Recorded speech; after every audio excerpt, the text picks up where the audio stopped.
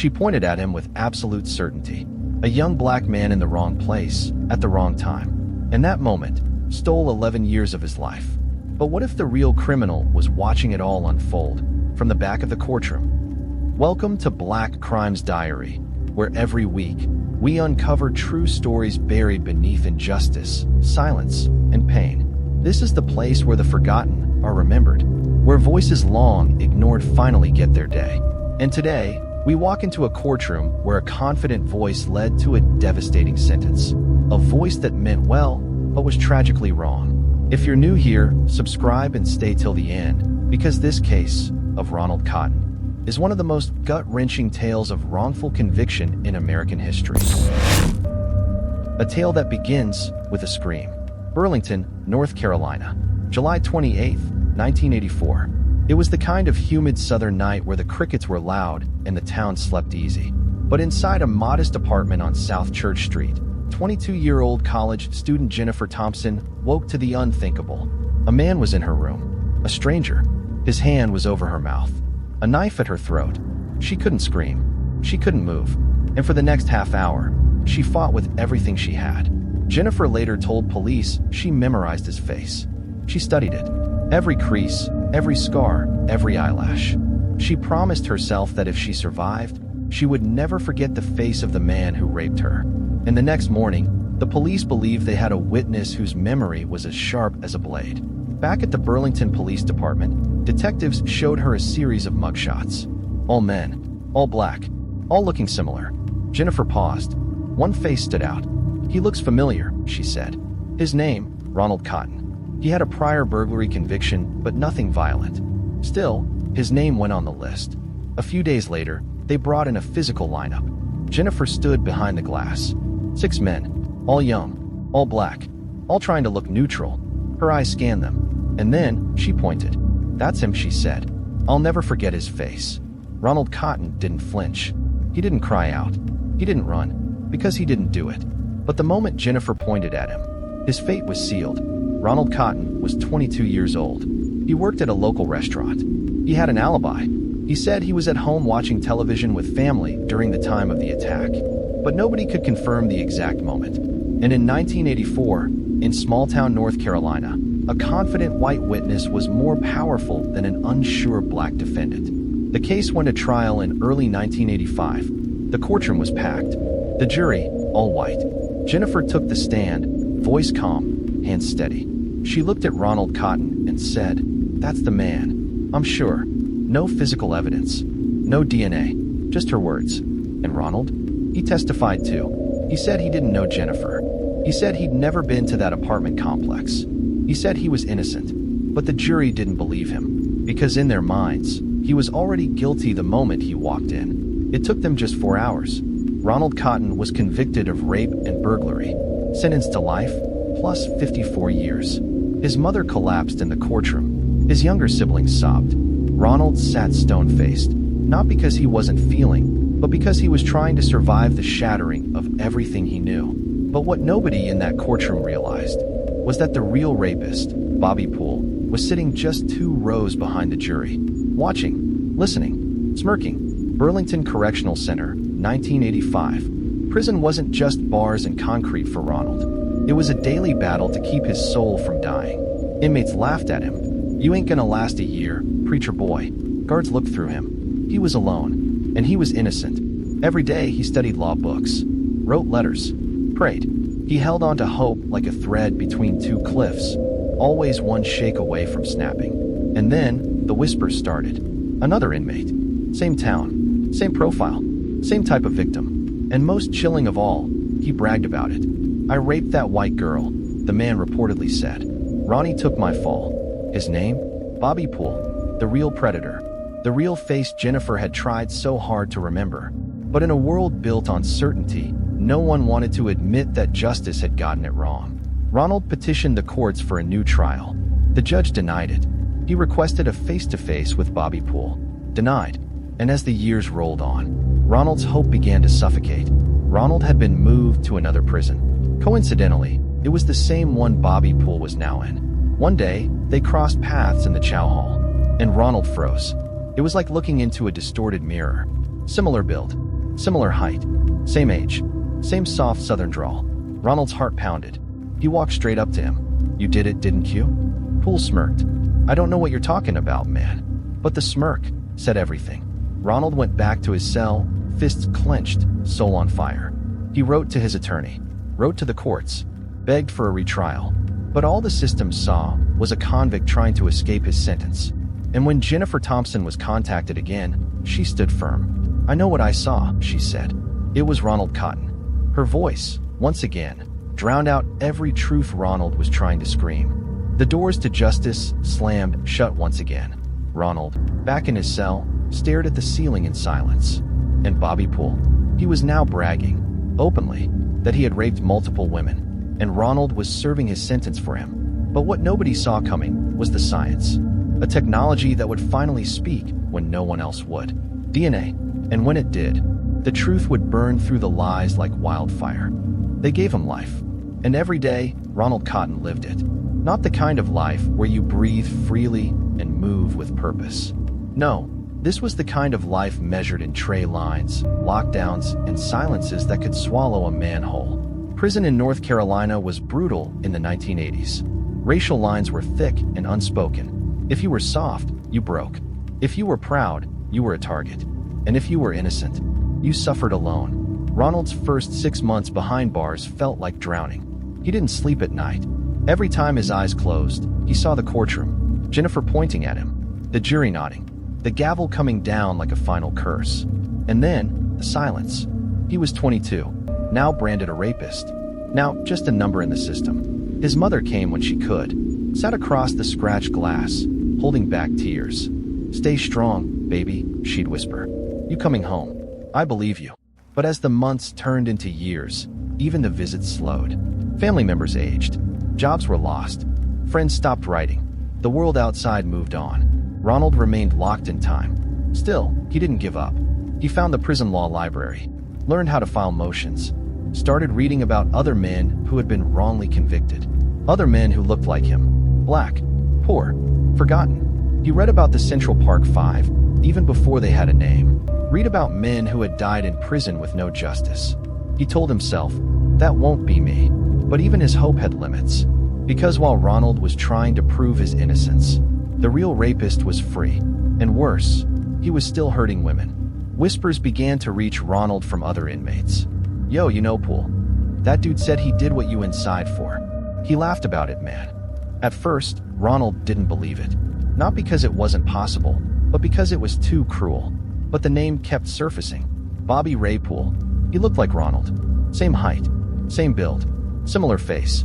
Jennifer had said she studied every detail of her attacker, but she picked the wrong face, the wrong race, the wrong man. By a twist of fate, or maybe destiny, Ronald and Bobby Poole ended up in the same prison unit. One morning, as Ronald exited the chow hall, he caught a glimpse of a man walking past him, and time stopped. It was like looking into a reflection of a nightmare. Same frame, same jaw, same cold stare. Ronald turned around. "Poole," he called. The man stopped, grinned. "You, Ronald?" They stared at each other, and Ronald said what had been burning in him for 3 years. "You raped that girl. You know it. I'm doing your time." Poole didn't blink. "Man, they already got you. That's on them, not me." And then he walked away. No guilt, no shame, just a smirk. Ronald was shaking, heart pounding, fists clenched. But the system doesn't care about what's true, only what it can prove. Still, Ronald wrote it all down. Petitioned the courts, again. Told his lawyer, again. Begged someone, anyone, to listen. Nobody moved. He was an inmate now. And inmates lie, right? Even when they don't. Meanwhile, Jennifer was living her life. She'd graduated, got married, tried to move past the trauma, but she still had nightmares. Still locked her windows 3 times. Still double-checked every shadow. And in her mind, Ronald Cotton was the reason. She didn't hate him. She just believed he was dangerous.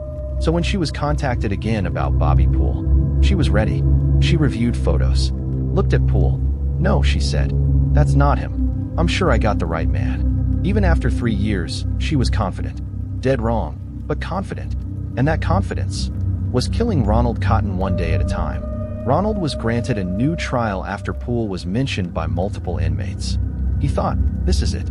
This is the moment everything changes. But in court, nothing did. Jennifer took the stand again, poised, calm, and said, "I remember that face. It's Ronald Cotton." The prosecution hammered Poole's credibility. He's a career criminal. Of course he lies. The jury listened. And once again, Ronald Cotton was convicted. This time, the weight of injustice wasn't just crushing. It was suffocating. 11 years. Gone. Ronald went back to his cell. Poole, the real rapist, went back to the prison yard. And the world went quiet again. It was 1994. Ronald had been locked up for a full decade. 10 birthdays. 10 Thanksgivings. 10 Christmases. He didn't even know what the internet looked like. He'd missed the Berlin Wall falling. Missed the rise of Tupac. Missed it all.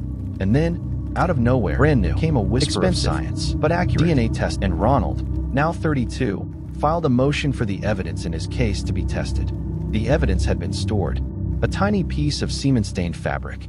For 10 years, it had waited in a lab, untouched. Now it would speak. Weeks turned into months. Ronald counted the days by his calendar scraps. He didn't allow himself to hope. Not fully. Then one morning, his lawyer arrived. She was shaking. She held the paper. And she whispered, "Ronald, the DNA doesn't match you. It matches Bobby Poole." The room blurred. Ronald's knees gave out. He sat down hard. He wanted to cry, but he had no tears left. They had been taken from him years ago. Ronald Cotton was released from prison after serving 11 years for a crime he did not commit. No apology, no parade, just a quiet walk out of the prison gates. Jennifer Thompson, the woman who helped put him there, was silent. The world had to catch up. Media outlets began to take notice. Headlines whispered what Ronald had been screaming for years.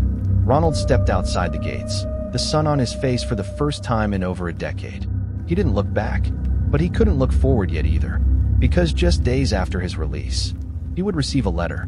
A letter from Jennifer Thompson. She wanted to meet, face to face, the woman who pointed and the man who paid. What would he say? And what could she possibly say that would make it right? Freedom is a strange thing. When you've been denied it for so long, you almost forget how to hold it. Ronald Cotton was out, free. But what do you do with freedom when your 20s, your youth, have been stolen? When every dream you had got left behind in a prison cell? He walked the streets of Burlington like a ghost. People stared. Some nodded. Others looked away. Everyone had heard.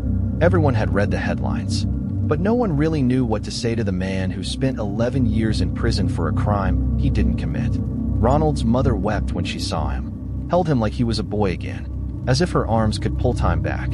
He tried to move on, tried to sleep without hearing metal doors slam in his dreams, tried to find work, hard with no resume, no degree, and a criminal record that the system had yet to erase. And then, the letter arrived. It was handwritten. Simple. No return address. But the signature at the bottom froze him. Jennifer Thompson, the woman who had once stood in a courtroom and pointed directly at him, with full conviction, now wanted to meet. The letter was short, trembling with emotion. "Ronald, I can't begin to imagine what you feel toward me, but I want to see you face to face. I need to say something I should have said a long time ago. I'm sorry, Jennifer." They met in a quiet church office.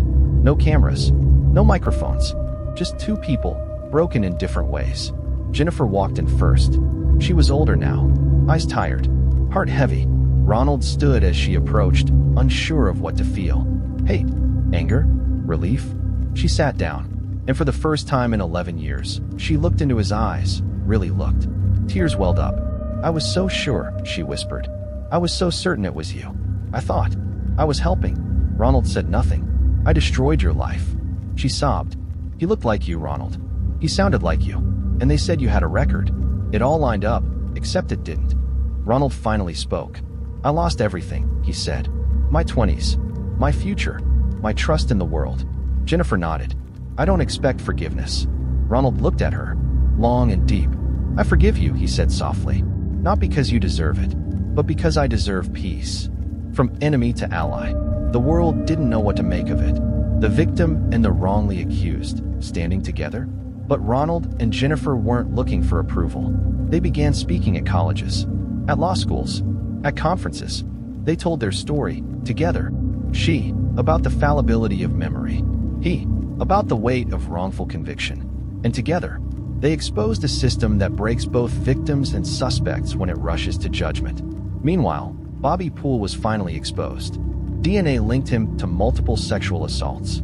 Women who had never seen Ronald Cotton. Victims who matched the exact profile of Jennifer Thompson. Same methods, same violence. He was serving time, but not for what he did to Jennifer. No public apology, no remorse. He died behind bars years later of cancer. Never once confessed, never once apologized. He carried his evil to the grave. Ronald never got compensation that made up for 11 lost years. North Carolina gave him a financial settlement, but money doesn't buy back time. It doesn't replace birthdays, doesn't replace the day his father died while he was behind bars, doesn't erase the nights he stared at a cement ceiling wondering if he'd ever be believed. He tried to date again. Hard. People flinched when they Googled his name. Some saw the word rape. Not everyone read far enough to see the word exonerated. No judge ever said, "We were wrong." No juror ever reached out. The police department issued no statement. And the prosecutor? He stood by his case for years. That's how it often goes. The system moves fast to convict, but crawls when it comes to admitting its mistakes. Ronald Cotton never returned to prison. He became a speaker, an advocate, a living symbol of both injustice and resilience. Jennifer, too, dedicated her life to justice reform. Her voice, once used to accuse, now used to educate. Together, they co-authored a book, Picking Cotton. A haunting title, a haunting truth. Wrongful convictions don't just happen because someone lies. Sometimes, they happen because someone believes they're telling the truth. But belief isn't justice. Certainty isn't evidence. And silence isn't peace. Ronald Cotton's story teaches us this. That memory can fail. That race can blind.